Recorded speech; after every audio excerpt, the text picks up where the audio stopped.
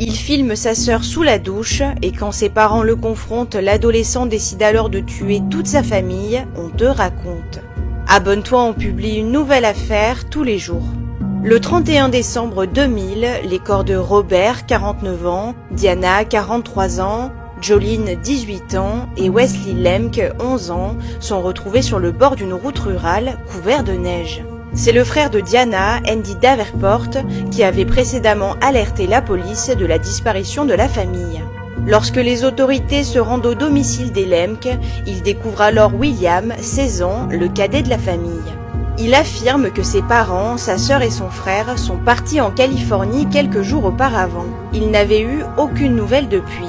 Et la police doit alors lui annoncer la terrible nouvelle, ses proches ont été retrouvés morts. En inspectant la maison de plus près, les policiers découvrent une trace de sang sur le plafond de la cuisine, partiellement recouverte par de la peinture fraîche. William est alors emmené au poste de police et lors de son interrogatoire, il avoue l'impensable, il a tué les membres de sa famille. Il explique qu'une dispute a éclaté après qu'il ait refusé d'aider son père à ramasser du bois pour le poêle, et hors de lui, il aurait ensuite assassiné toute sa famille. Mais en réalité, l'histoire est tout autre. Et c'est le petit ami de Jolene, la sœur de William, qui va révéler aux enquêteurs la véritable tragédie. Fin décembre, la jeune fille fait une drôle de découverte, une cassette vidéo d'elle lorsqu'elle est sous la douche. Puis, elle en découvre une deuxième. Cette fois-ci, c'est William qui se masturbait en regardant la première vidéo d'elle sous la douche. Horrifiée, elle en parle immédiatement à ses parents. Robert et Diana confrontent alors William, lui demandant des explications.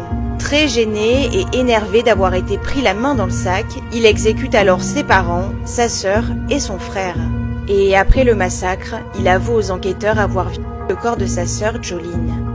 Le 28 août 2001, lors de son procès, William Lemke est jugé comme un adulte et est reconnu coupable du meurtre de toute sa famille. Il écope d'une peine de prison à perpétuité, sans possibilité de libération conditionnelle.